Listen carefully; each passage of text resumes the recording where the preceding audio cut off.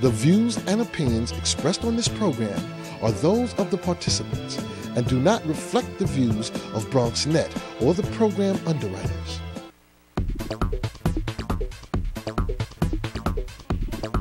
BronxNet.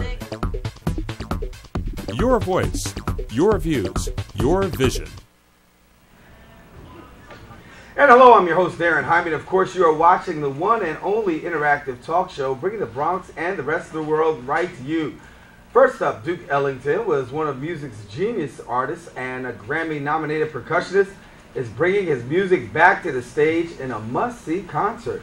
Plus, political analyst Mark Myritz will break down some of the biggest national and international headlines in the world of politics, and will tell you how the Bronx Can Health Initiative is going to the next level just in time for the summer. And also, we know Claude Monet as one of the world's best painters. But did you know he also had a passion for gardening? Find out what we mean a little later on in the program. And finally, it's that time when thousands of Bronxites showcase their Puerto Rican pride in this weekend's Puerto Rican Day Parade. So stay tuned, because all this and much more is heading your way, because right now, we're officially open.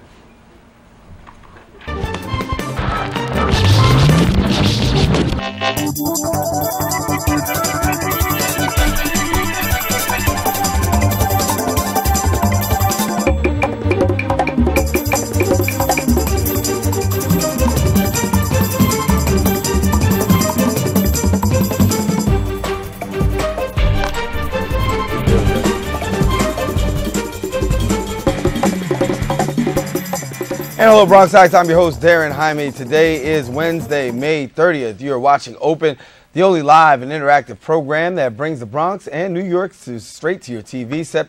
We encourage you to give us a call at 718-960-7241. Or as always, you can send us an email to open@bronxnet.org, and we might just open it up right here on the show.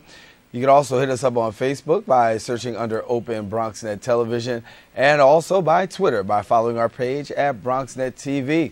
We're also available on the website, and anytime you want to watch our shows live, all you've got to do is go to www.bronxnet.org. Well, for the first time ever, the Bobby Sanabria Big Band and the Duke Ellington Band will play together in the upcoming concert, Ellington Takes Two. The concert will feature selections, and it'll feature a grand old time, and we're glad now to have the multi-Grammy Award nominated, Bobby Sanabria here with us in studio. Bobby, good to have you. Thank you for having me again, Dan. Listen, it's great to have you here, and it's, we always say you're a legend in the Bronx and a legend across, but talking about another legend, Duke Ellington. Well, Duke Ellington, what can I say about him? He's the epitome of style, class, and elegance and majesty in terms of the jazz world.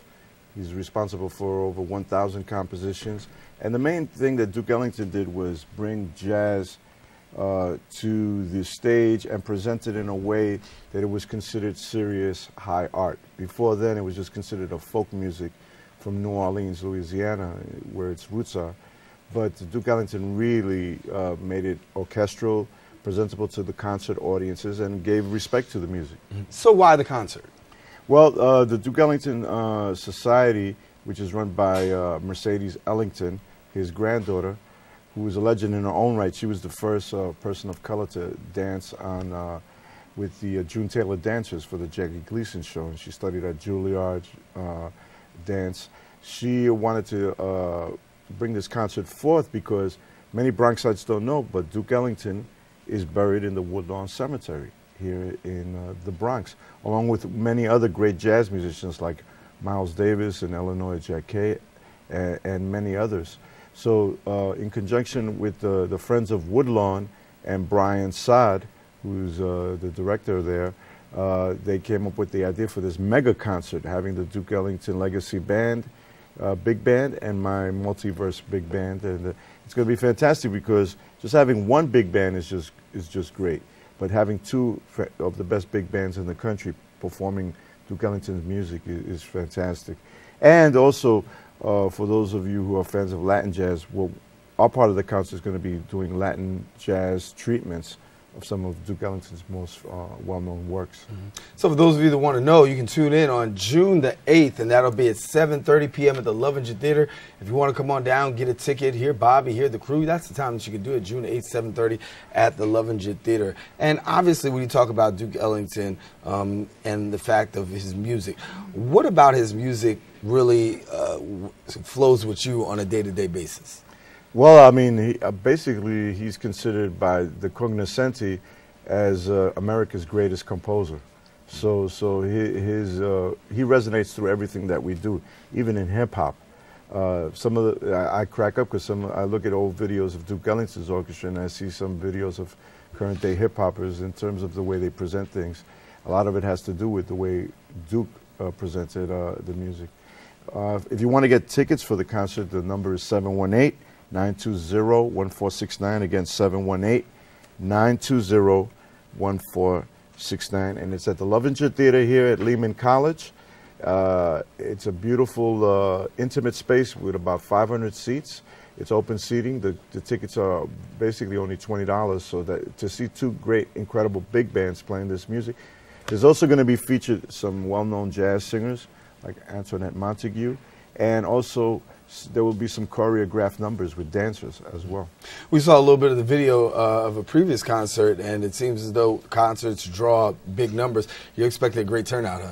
Well, we expect the concert to sell out, and what better way to bring the Hispanic and African American communities here in the Bronx together than with the music of Maestro Ellington, especially since the Bronx used to be a haven not only for Latin-oriented music, but also for jazz-oriented music. There used to be a lot of jazz clubs here in the Bronx, the Royal Mansion, the 845. Many Bronxites don't know that many jazz musicians lived in the Bronx. Herbie Hancock, George Benson, Thelonious Monk, Mongo Santa Maria. And the Bronx has produced many jazz musicians like Jimmy Owens, Valerie Capers, who just became part of the Bronx Walk of Fame, and yours truly. Yeah, and we were with Valerie just a couple of weeks ago, and we did a special with her as she shared a little bit about her roots in the Bronx and talked about how jazz really was influential in the borough of the Bronx. I'll ask you the question, when it comes to jazz spots in the borough, are we seeing an increase or decrease? Well, it's funny, there's no increase, but we are seeing venues that normally would not have jazz have some jazz, like particularly restaurants like the G-Bar, Tosca, and a few other smaller places. So it's there, but you just got to find it. But in this case, on June 8th, you're going to find it in a really, really big way with two of the best big bands in the country. So you'll be out there. Want to tell people June the 8th at 7:30. What you got to do is get to the Lovinger Theater, and there you'll be seeing that concert, and it will be a combination and an infusion of jazz at its highest level. Bobby Sanabria leading the way along with Lady Ellington. I want to ask you the question before we get out of here. If people want to get tickets, it's not too late. That's right. The number again is 718-920-1469. And I must say also that the concert will open up with the Ellington Legacy Orchestra. Then there'll be a short break, will come on, and then the finale will be a combination of both orchestras on stage playing an incredible arrangement of Scheherazade and one of Duke Ellington's sidemen's most famous works by the Puerto Rican valve trombonist Juan Tizol, Caravan. So it's going to be a mega event.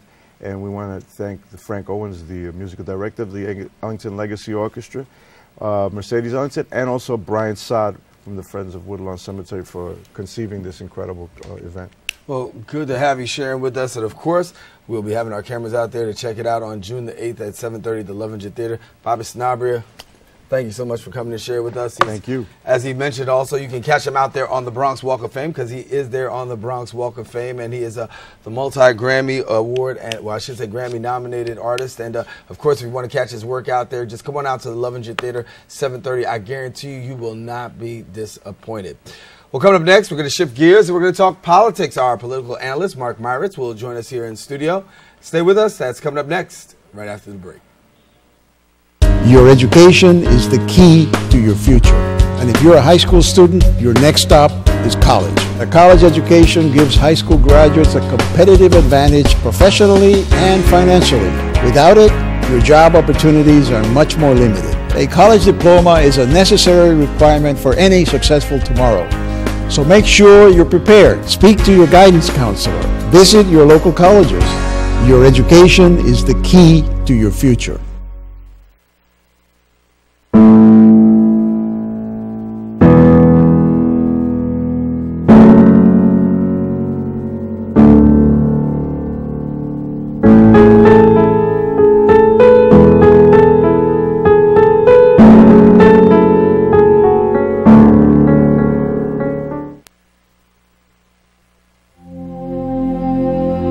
Can you tell which of these children was not born free? Can you tell which of these children was not born equal? Can you tell which of these children does not deserve to be treated with dignity?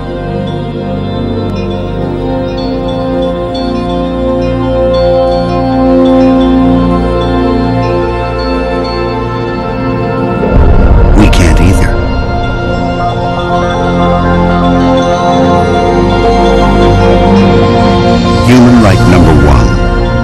We are all born free and equal.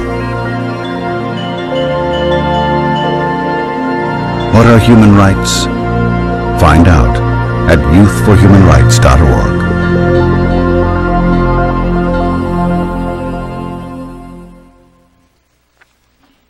Well, from the Turkish conflicts, the Arab Spring, to Obama versus the Catholic Church on the funding of abortion and contraception, as well as the heated presidential election, there's always never a shortage of stories making headlines here in the United States or overseas. And over the course of a month, our first guest breaks down the national and international stories. We welcome back attorney, professor from SUNY Maritime, and political analyst Mark Myritz to the show. And welcome back. Hi, Darren. How are you? Doing good, doing good. Things heating up here in the United States. Things are jumping all over the world. Yes. First of all, let's talk about President Obama, Mitt Romney. Right. Mitt Romney is obviously now the Republican contender. Right. Where do things stand as far as the Romney campaign in terms of what is he going to need to do in order to gain speed to catch up with Obama, who still has a little bit of momentum left, President Obama? Well, I think first, better self-identification about what he's about. The issues that he has to face really are two, I think, or more, but certainly his religion, I think, will become more of an issue now that he's a candidate, his Mormonism. As people learn more about the Mormon religion, and he's going to have to be able to deflect some of the questions about that because the evangelicals and other, and I know they're not going to vote for him, but there are mainstream Christians that wonder about Mormonism and don't really understand it, and he's going to have to explain that. And secondly, the issue of Bain Capital. I think that's a big issue for him. The fact that when he was involved in Bain Capital, he basically acquired companies and then summarily fired everybody, all the workers, and that's you're going to see a lot of commercials from Obama about that. And on the other hand, you have Romney's attack on Obama in terms of the economy. So if the economy holds up, then I think Obama's in good shape. If the economy is in trouble, then he's going to be in trouble. The questions about Mitt Romney was he's not conservative enough, looking at the fact of not being able to garner, and Newt Gingrich was able to tap into some things, Rick Santorum able to tap into some things as well. The question arises now, will he be able to get that conservative base, or will that conservative base kind of take a back seat? Right. I don't think at this point he's the nominee, and let's say memories for conservatives are not particularly long, especially when the direct target is President Obama from the point of view of conservatives. So maybe conservatives are not going to be enthusiastic about Romney, but their attitude is going to be anyone but Obama, and they're going to get out and they're going to vote at this point, I think. And clearly, in order for Romney to win the election, this is always the quandary, he's going to have to be more centrist than he's been. But I don't think the evangelicals and the other right-wingers are going to abandon him with the prospect looming, in their view, of Obama getting another 4 years. So I think that I don't think there's a great jeopardy of that at this point. Of course, he's going to have to take some positions, perhaps, to kowtow or maybe to placate the right.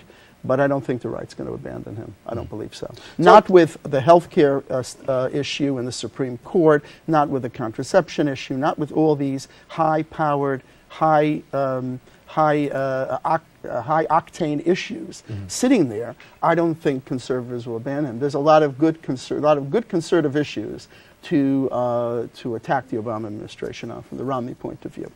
And one of the things the Obama administration is going to have to deal with is, one, the issue of the economy, but number two, also the somewhat rising issue of dealing with the Catholic Church in regards to abortion and contraception. Is this going to be a major sticking point for the Obama administration coming up for the in 2012 election? I think it's a gigantic issue, and also the issue of same-sex marriage coming up as well. These are values issues, and the Catholic Church has now gone to court to challenge the rule, which basically says to Catholic institutions like hospitals and universities that they must provide insurance coverage for contraception and abortion and so forth. This is a very contentious issue, and I think it's going to get bigger and bigger as the campaign moves closer and closer to the November election. There's no question about it. With a full force effort on the part of the church to derail this and derail President Obama, perhaps.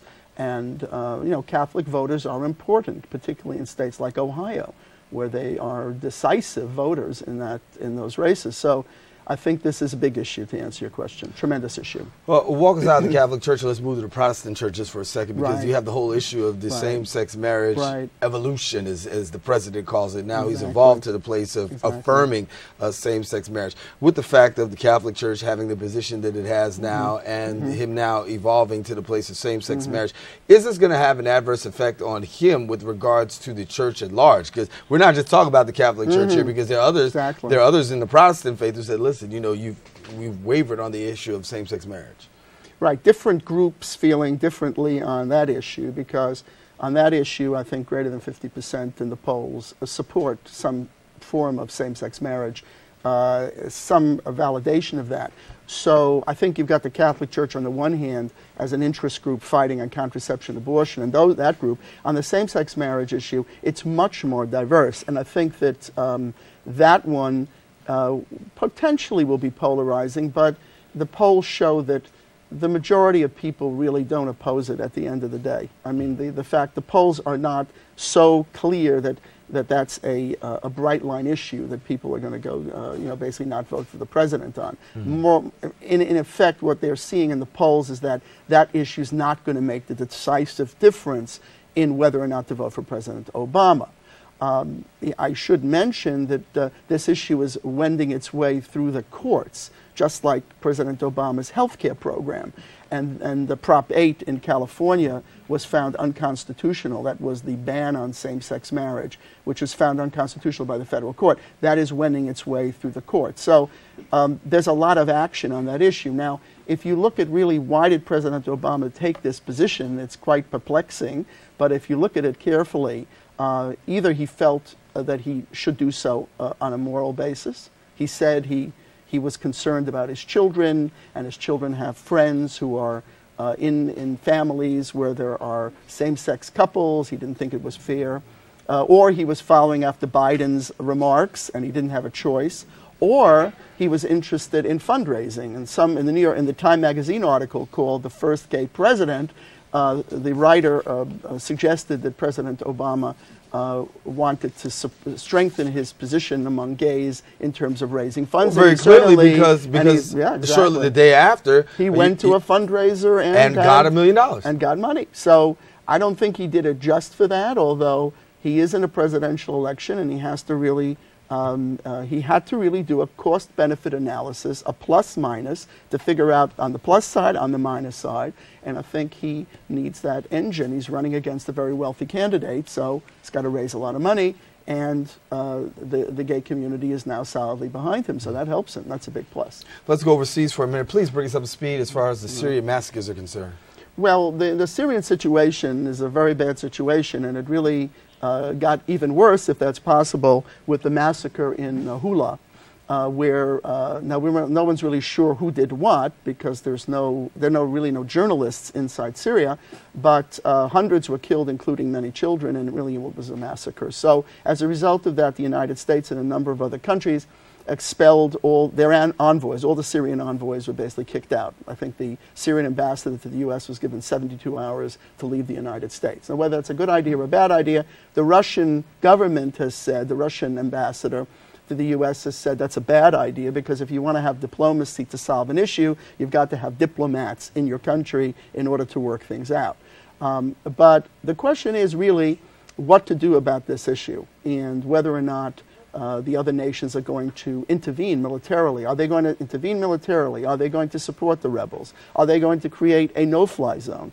There seems to be a building consensus that what's stopping that is Russia and China. Russia has taken the position that it does not want to topple the Assad regime. The toppling of the Assad regime could be a very negative thing, because what you could end up with there is the Muslim Brotherhood taking power in Syria, and then, and some have said, massacres of the Alawites and Christians. So you could have a bloodbath in the other direction. That's the problem. Same problem in Egypt, where you had Mubarak, who was overthrown, and now you have the Muslim Brotherhood contending with an ex-leader in the Mubarak administration. Lots of chaos. The question is, what comes after? What's the end game? And what's the next game? And that no one can predict, and people are very fearful about that. There are some in the U.S. administration, like Senator McCain, I think Senator Lieberman, who are in favor of intervention. There are others in favor, Senator Graham, in a no-fly zone. It's not Libya, it's Syria. Syria has a formidable... Libya, the rebels were able to overtake the Libyan army and Gaddafi.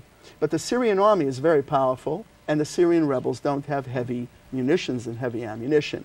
So they're facing tanks and artillery, and how do they do that? How do they overcome that without external support? And then the really big question, the real $64 question is, who are the rebels and who supports them? What's happened is Al-Qaeda and other elements have now come into Syria and are suicide bombing and doing all sorts of things, which means that Iranian elements and Al-Qaeda elements and other elements are in there. So if the rebels take power, who in fact is going to be in charge in Damascus? Is it going to be a Taliban-like, Al-Qaeda-like administration, or is it going to be a secular democracy? And that's could be a very dangerous thing for the region. Walk us through over in Turkey. We understand now Turkish court indicts Israeli officers.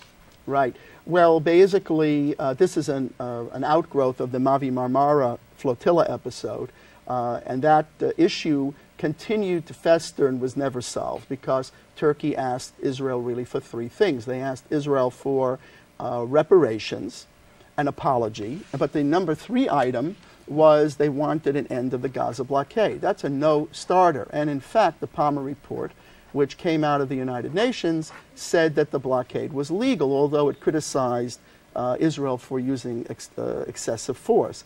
Now, what's happening with this indictment is it's been filed and it's 15 days or so to percolate, then it will become official. The danger is, and it just further exacerbates the relations between these countries, and it really isn't a positive step. And what does it do? It could basically be symbolic. It would also affect possibly the travel of Israeli generals. That's who they've indicted.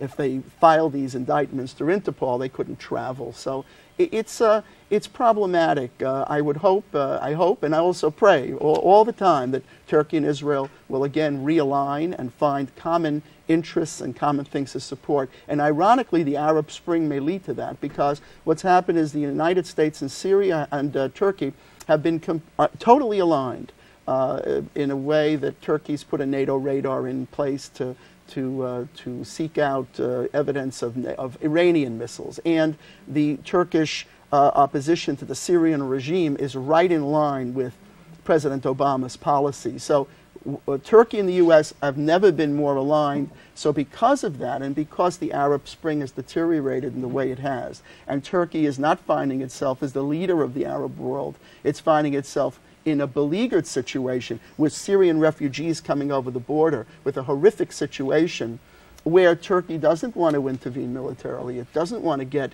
into the quagmire of war.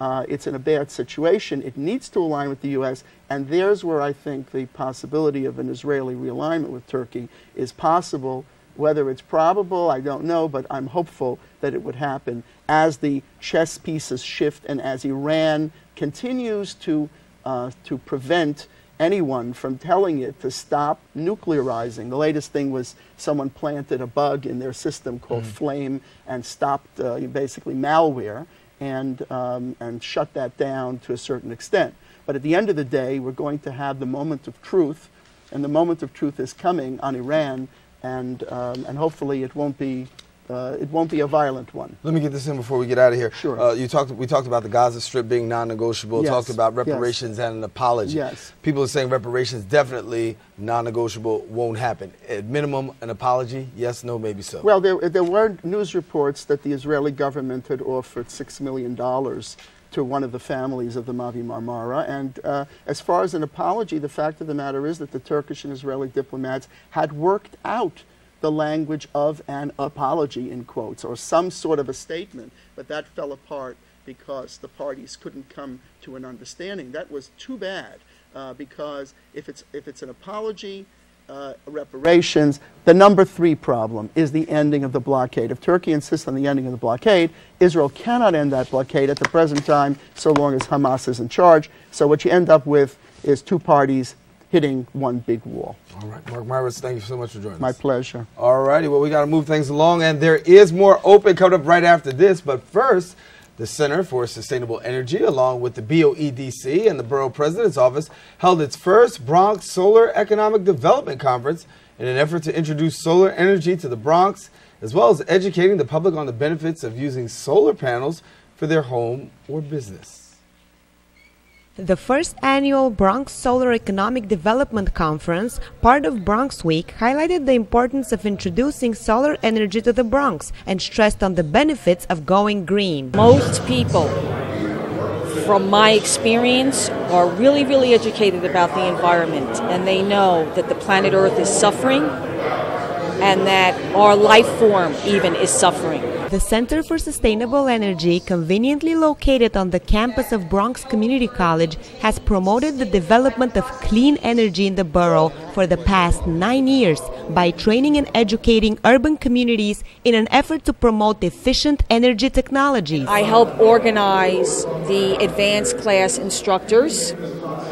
I do presentations. I work with high schools through our Center for Sustainable Energy and teach them about solar. The center has trained over 1,500 students through a variety of courses in green energy, and Bronx Community College students are active volunteers for the center's projects and activities. Students are very involved. In fact, on Earth Day, we had lots of celebrations on campus. We have clubs. We have a community garden on our campus. And so the students are involved in a lot of different things. The borough president joined the conference to speak on the efforts done by the Bronx Overall Economic Development Corporation in financing green projects in the Bronx, the borough where over 30% of all solar energy panels in New York City are installed. You cannot come to me and build and say you want capital money unless you're doing it in a green way. Because we know that the number 1 polluter in the city of New York is not cars, is the emissions of buildings. And if we reduce their emissions, if we reduce their reliance on oil, and they could get more electricity through solar panels, then we can reduce respiratory ailments. The installation of solar technology is becoming popular in both residential and commercial properties, which stimulates the local economy by creating jobs. We saw one of the recent slides that talked about how with this industry has grown in job opportunities at a rate of 10 times the national average for every other job that's out there. And so there is no question that this is the wave of the future. The investment in solar energy equipment can be beneficial for everyone, and companies like Empire Clean Energy Supply ensures an easy installation process. It used to be a much more complicated process, but the permitting authorities, the building department has gotten much better at making the permitting easier and quicker. And most of the time, the installing contractor can make it hassle-free. Solar energy development here in the Bronx is vital in terms of promoting health and job creation here in the borough. And thanks to this first annual Bronx Solar Energy Conference, May 12th has been proclaimed as Bronx Solar Day. For BronxNet, this is Victoria Pavlova. Well, from May 19th to October 21st, the New York Botanical Garden is paying tribute to legendary impressionist painter Claude Monet with their new exhibition, Monet's Garden. One of the many attractions of the exhibit will be 2 rarely seen paintings, I should say. The exhibit will also contain concerts, poetry, tours, film screenings, as well as family activities. Here to tell us more about it is the Associate Director of Public Education at the Garden, Gail Smith, and we welcome you now to the show. And Gail, good to have you. Thank you for having me. So give us a little bit about what's happening here.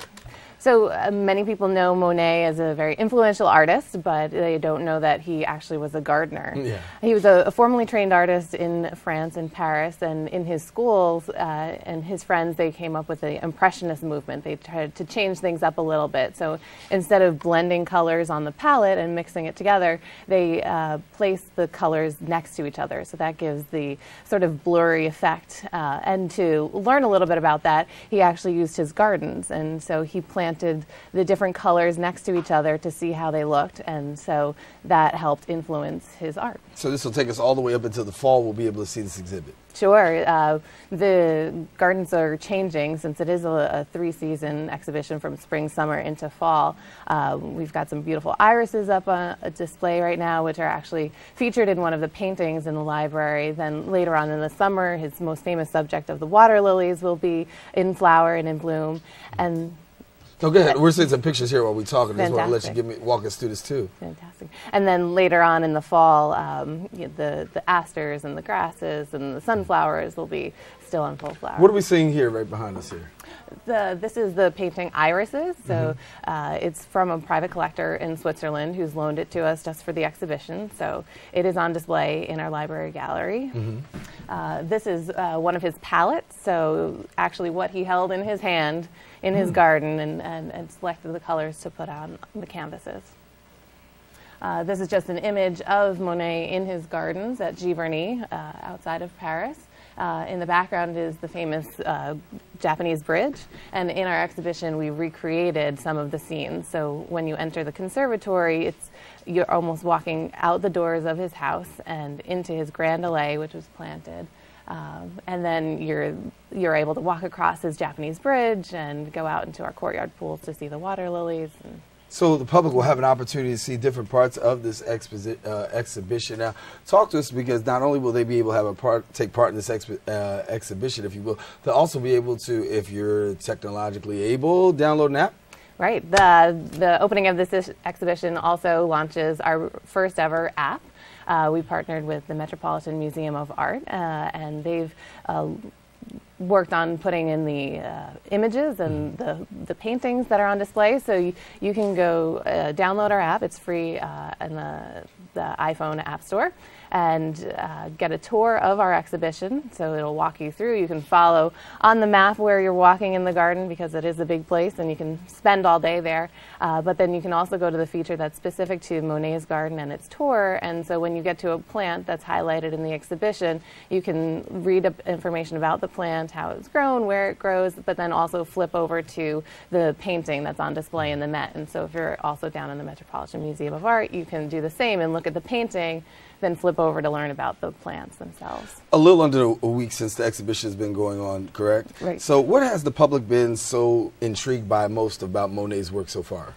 It seems like you go into the conservatory and you walk into his painting. You know, it's just a brilliant pop of color and plants on top of plants, you know, to see how it was. But besides the flower show, it's multifaceted.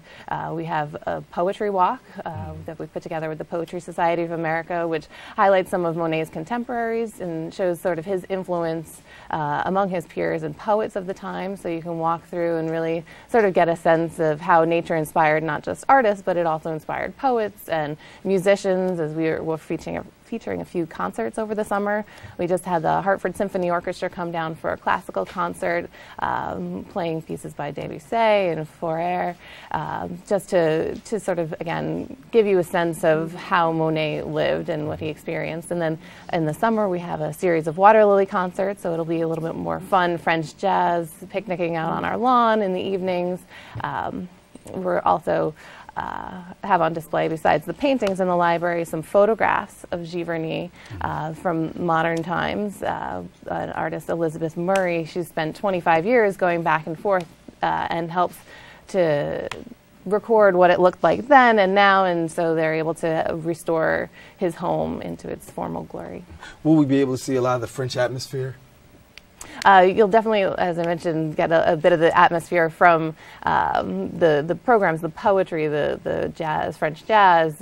We also have some films on display on every weekend, so you can get a little look into his culinary forays and what he liked to eat and dine on up in the French countryside. You'll also get to watch a film called The Impressionists, learn a little bit more about the history.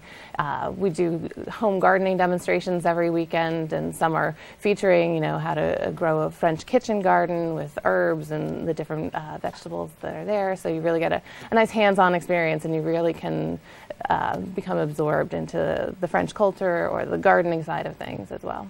Well, Claude Monet's exhibit will be there from May 19th to October 21st, and we encourage you to get on out there and get an opportunity to see. And of course, you said you can check it out on the website, New York Botanical Garden, as well as being able to just come on out and see it for yourself. Gail, thank you so much for coming and sharing with us. Thank you. All righty, so we want to tell you, stay tuned, because guess what? There is more open coming up after this. We'll be right back right after these few seconds. Your education is the key to your future. And if you're a high school student, your next stop is college. A college education gives high school graduates a competitive advantage professionally and financially. Without it, your job opportunities are much more limited. A college diploma is a necessary requirement for any successful tomorrow. So make sure you're prepared. Speak to your guidance counselor. Visit your local colleges. Your education is the key to your future.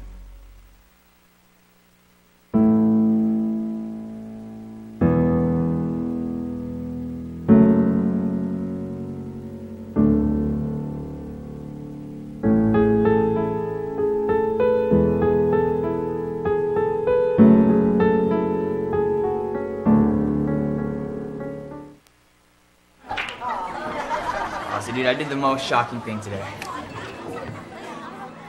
It was just something I never thought I'd do. Did your parents find out? My mom cried. What'd you do?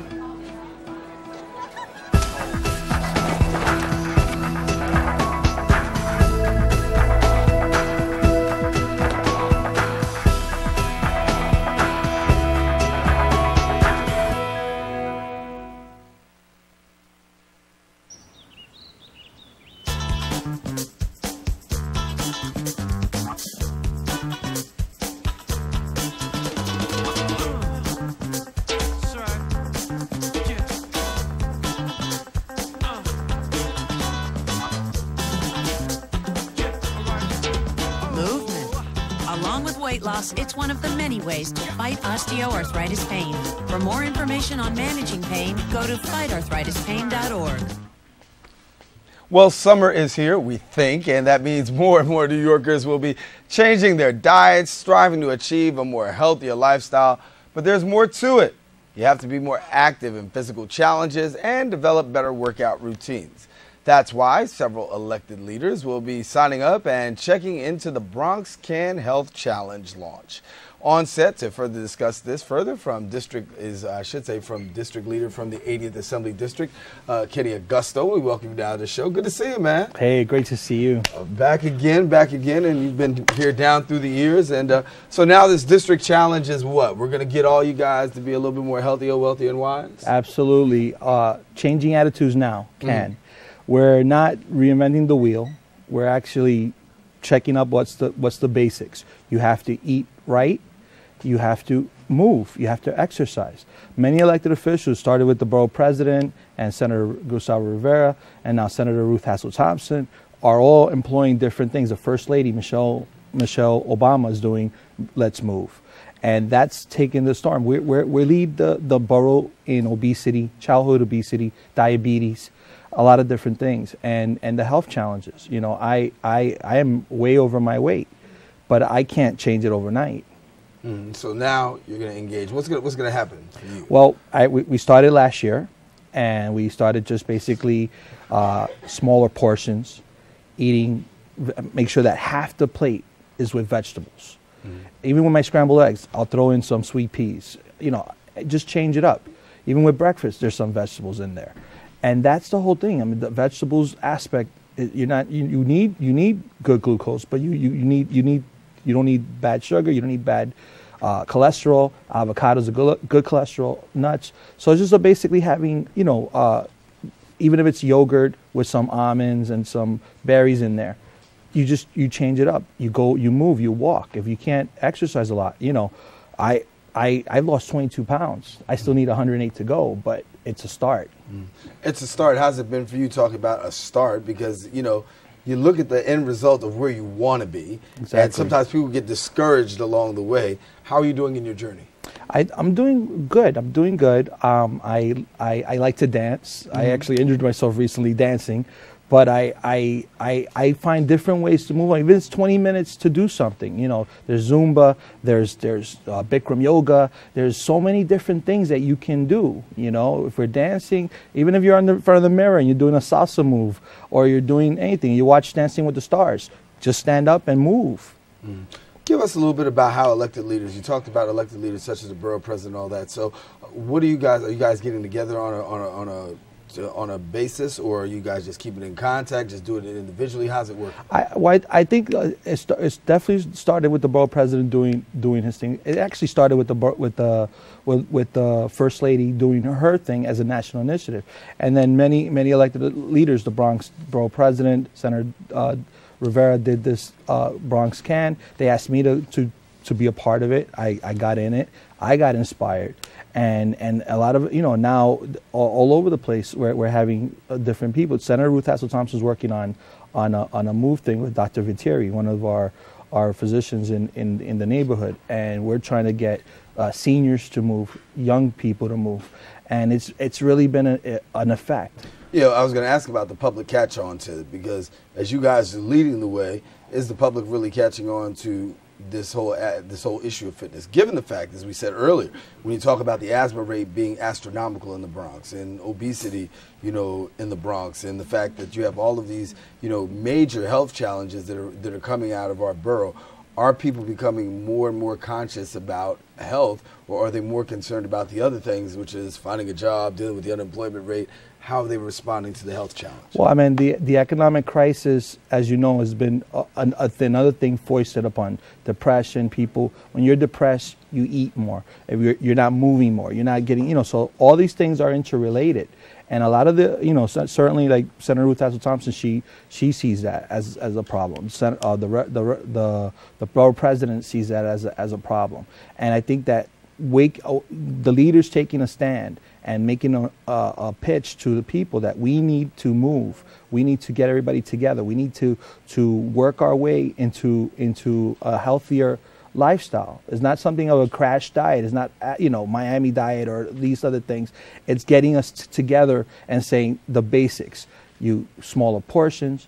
You go out, you walk, you take a walk, you move, you dance, Tai Chi, anything you can do it. And I think that the leaders that we're doing in the Bronx today, they see that the epidemic is here, they see that's what's going on, and we need to change what's going on. We're first generation in history to be dying before their parents. We can't have that. How are you making things happen within your own district?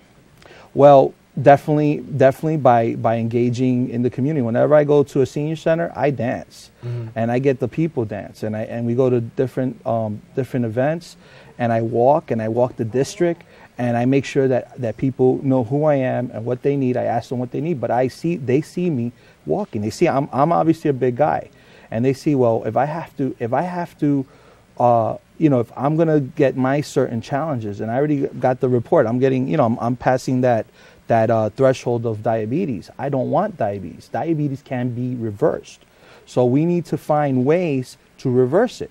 So, you know, we're eating ourselves to death, and we don't need to do that. We have a great community here, and we need to get people together and say, hey, wake up call, you know, diabetes, other diseases, cancer, all this it's interrelated. If we get together and we say we're gonna make a concerted effort, not feed our kids those sugary cereals, not feed our kids whatever they want, we have to employ vegetables. We have to also get more vegetables into our communities. We have a Wendy's, a McDonald's, all these things are there. But we have food deserts. Our bodegas, you go to any bodega in the corner, all you see is carbohydrates and sugar, and that's what's killing us. And sometimes expired foods. Absolutely, absolutely. Yeah. So these are things that we have to address. These are things that we have to make sure that we eliminate. A good friend of ours, the late Megan Charlotte, introduced 1% milk into the schools, and as a result, the cholesterol levels have been going down. It's showing even now, after her death.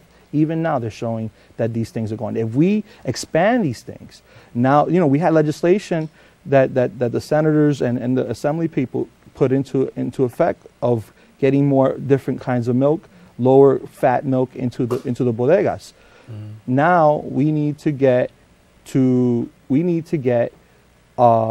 another host of vegetables and fruits and everything, and whole foods in there with whole grains, and not just the little things, because we could be very fooled by the different foods that we have there. Everyone could say low fat, or this is going on, or so. I think that this is something that needs to happen, and we need to really redefine what we're eating, how we're eating it, and get more vegetables and fruit into our diets. And definitely bringing some fresh produce back into the community, huh? Kenny Augusto is our district leader in district number 80, and we thank you so much for coming and sharing with us. Oh, thank you. So you're going to keep us up to date? Absolutely. I'll be back. And you'll be back? Absolutely. All right, then. And as the things begin to drop for you, come on back, give us a report, and that'll be encouraging to somebody else, too. You got it. All righty. Kenny Augusto, good to have you again, buddy. Thank you. All righty. Well, guess what? Coming up, our set will be filled with a bit of royalty. And we'll let you know right after these messages. But first, on May 13th, 2012, the Abraham Lincoln Brigade Archives presented the second Alba Puffin Award for Human Rights Activism. It was in the amount of $100,000 to Freddie Pesarelli, Executive Director of the Guatemalan Forensic Anthropology Foundation, and Kate Doyle, Senior Analyst of the U.S. Policy in Latin America at the National Security Archive. The award ceremony took place at the Museum of the City of New York, and we have a report coming right from there. The unpunished killings of unarmed civilians in Guatemala was common during the course of the 36-year-long civil war. Family members of these victims were outraged yet powerless. Two human rights activists, Kate Doyle and Freddie Pesarelli, have dedicated their lives to bring justice and closure to the family members of the victims. Thanks to the job of Kate Doyle and Freddie Pesarelli, we have the opportunity to identify the remains of my father, Amancio Samuel Villatoro. Mr. Pesarelli and Ms. Doyle were honored at the 76th Annual Abraham Lincoln Brigade Archive celebration. They were selected from among more than 40 nominations and shared $100,000 awarded along with this year's Alba Puffin Award for Human Rights Activism. What we hope is that by giving this award to these brave activists, Kate Doyle and Freddie Pesarelli, we hope that that will serve to make the American public yet more aware of these things that really need their attention. Kate worked alongside Latin American human rights organizations and truth commissions during the past 20 years to declassify U.S. government archives in support of their investigations. And it's a tremendous, tremendous, exciting honor to be here. I think we both feel very privileged to have been chosen among a huge group of wonderful activists and scientists and human rights investigators and lawyers and family members to represent the fight for human rights and justice in Guatemala and all over Latin America. Freddie leads a team that has dug up hundreds of mass graves of victims of Guatemala's internal conflict over the past 15 years. Today is a great day. It's a great honor to receive the Alba Puffin Human Rights Activism Award. The work I do exposes me to search for the bodies of the disappeared that were disappeared during Guatemala's armed conflict. It's work that I've been doing for 17 and a half years. Alba's 76th annual celebration focused on civilian victims of armed conflict as well as the struggle for human rights worldwide. For BronxNet, this is Lila Cruz. Your education is the key to your future. And if you're a high school student, your next stop is college. A college education gives high school graduates a competitive advantage professionally and financially. Without it, your job opportunities are much more limited. A college diploma is a necessary requirement for any successful tomorrow. So make sure you're prepared. Speak to your guidance counselor. Visit your local colleges. Your education is the key to your future.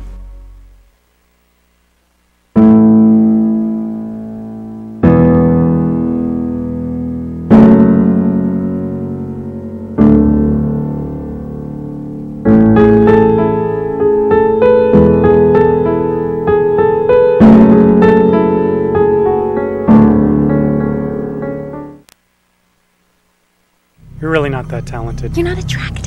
Too fat. You're too short. Too old? Why don't you just give up? Give up. Give up. Just give up.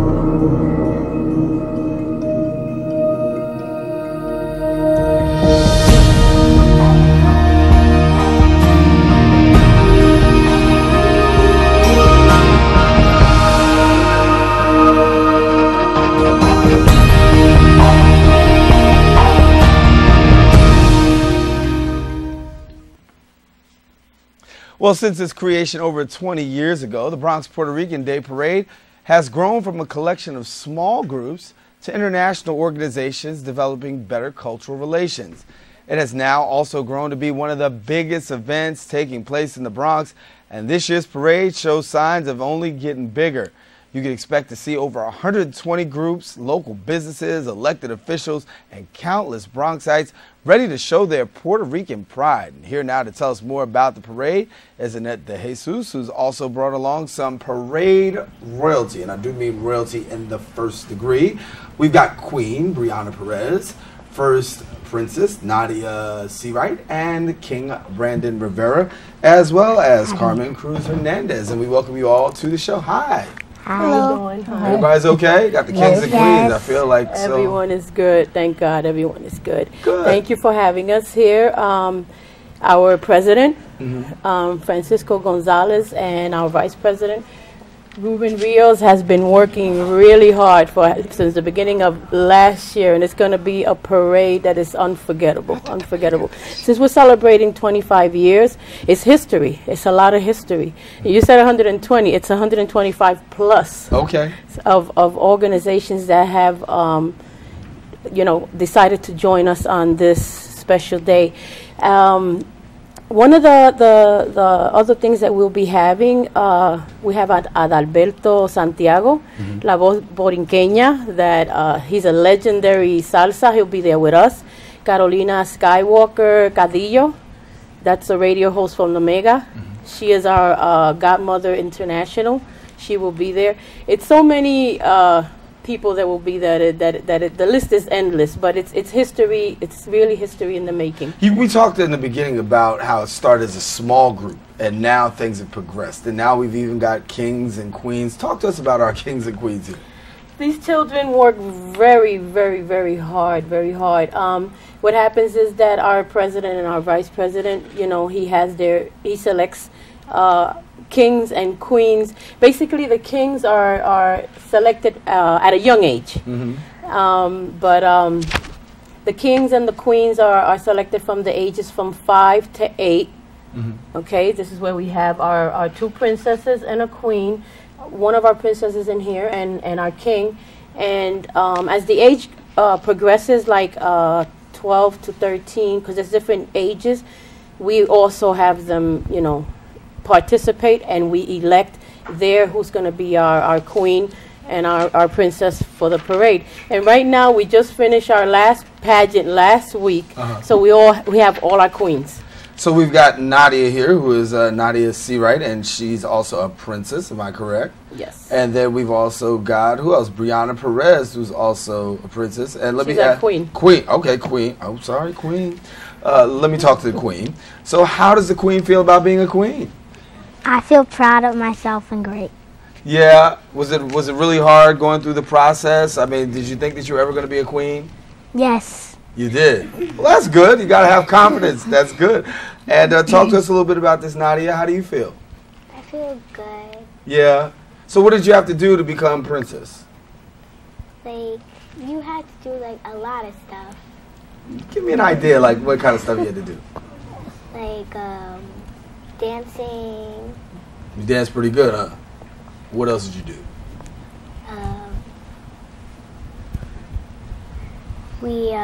Fashion. Oh, fashion. Okay, so you had to dance, you had to show yourself off. Okay, that was good. And Mr. King Brandon. Hail to the Yes. king. How are you? I'm good. Good. So what did you have to do to become the king? Well, I had to like dance.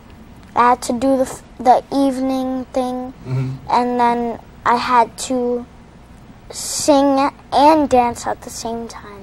Were you nervous at all? A little bit. A Had to little bit? answer some questions. Had to answer some questions? Kind of like you're doing now? Yeah, that's cool. That's cool. So now, did people walk around saying "Hail to the King"? They call you king, or what? Sometimes. I get it. And you like it? So do you like being princess and queen? Yes. Okay, that's good. That's good. And so we also have Carmen here as well. Yes. The one of the biggest things happening this year, since we're celebrating 25 years, that's history. Okay, of going up and down the Grand Concourse. We are inviting every queen that has ever won or has ever been, a part of the Bronx Puerto Rican Parade, the queen and the princesses. So there's going to be a lot of history. At 11 a.m. on the Grand Concourse by Pole Park, there is going to be the biggest ceremony with all the queens of 25 years. I want to ask Carmen, and maybe you can interpret it for us. What does the Bronx Puerto Rican Day Parade mean to her? ¿Qué significa la parada para ti? Para mí significa la cultura puertorriqueña. For her, it signifies the culture. Poderle enseñarle a todo el mundo, a toda la gente de todos los países, ¿no? Que nosotros tenemos una cultura muy bonita. To be able to teach everybody about our culture, that we have a culture that's very united. Y yo me siento muy orgullosa de pertenecer a este desfile del Bronx. She feels extremely proud to be a part of this parade of the Bronx. Y haber salido princesa en el 2003, tercera princesa. And to be the princess of 2003. She's our princess of 2003. 2003. Entonces, primera princesa en First el 2005. princess in 2005. Primera first princess.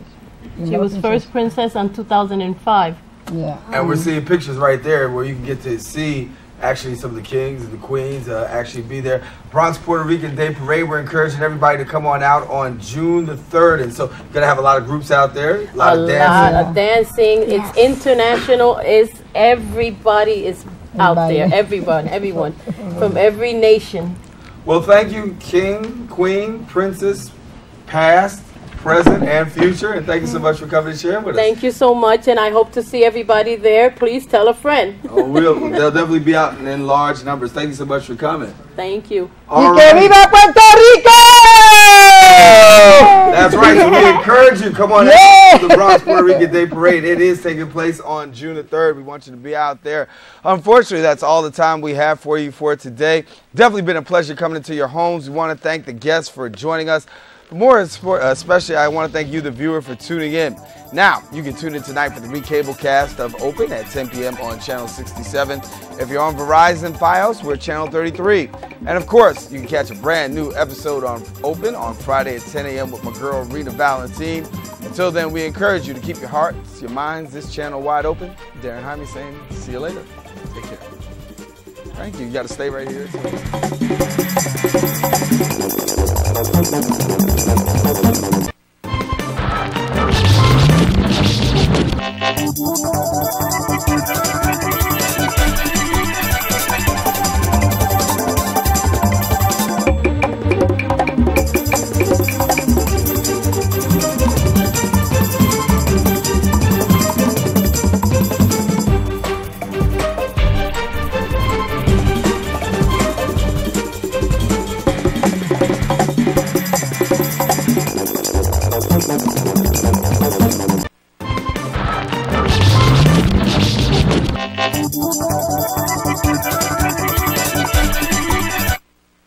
Your education is the key to your future.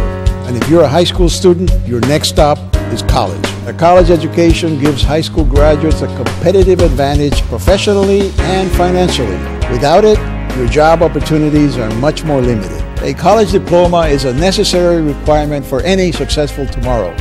So make sure you're prepared. Speak to your guidance counselor. Visit your local colleges.